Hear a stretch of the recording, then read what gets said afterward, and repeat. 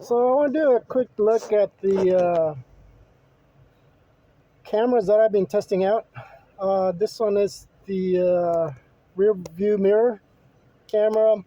They do have their advantages and disadvantages. As you can see right now, I can see behind me and I can turn it on here if I just click on it. The problem is that the LCD is hard to see during the daytime, especially if it's pretty bright. As you can see, it is recording. So let me turn it off. You just press that button real quick and it turns off the LCD, but it's still recording. If I put it on reverse, it shows me reverse. So I have it set up there. So that's one big minus on this, the fact that you need shade in order to actually see it in the daytime. You can still see it, but it's pretty hard. The good thing I like about it too is that if for any reason, if you have a crash per se, um, you can just click on it and lock the file from the screen real quick, so you're not dealing with buttons or anything. So that is pretty nice. Now, the other bad thing about it that I don't like is basically, let me turn this off. When you turn it off, it will turn off. I have it hardwired. But what I don't like about it when you turn it on, it's that you get this bright light. I don't think all of them have it, but at night it just shines a big old light on you. So let me go ahead and do this. Turn it on. Okay, it's not doing it right now because it's been on. So let me completely turn it off and I'll show you what I mean. See, there you go. It's all white. So that should be nice and dark because at night that completely shines a light on you, which it's not a big deal, but it is annoying. I think some of them have noticed that, and this is just that brand.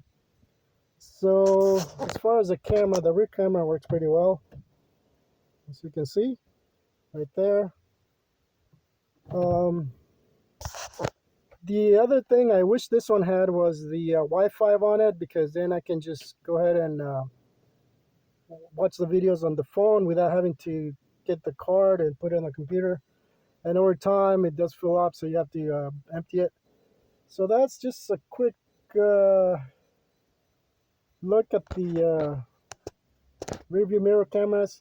And I did buy another small one that I'm testing, but because the car is so small, it's really annoying. And these seem to be a lot better just because you have access to the files here, so you can watch them and do that really quick if you need to.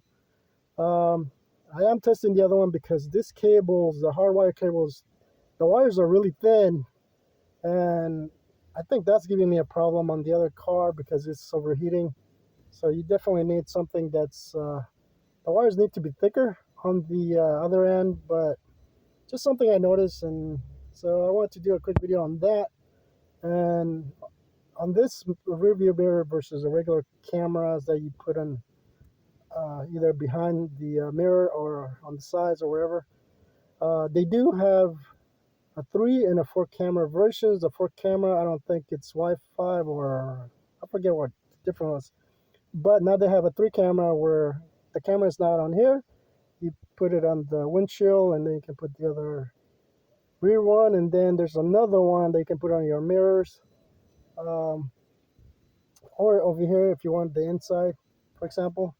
So right now this seems a little easier to use. So as you can see, I just turn it on. The ignition is on, but you just touch it and it turns on. And if you don't want it, you can just press the button, and then it goes back to your regular mirror there.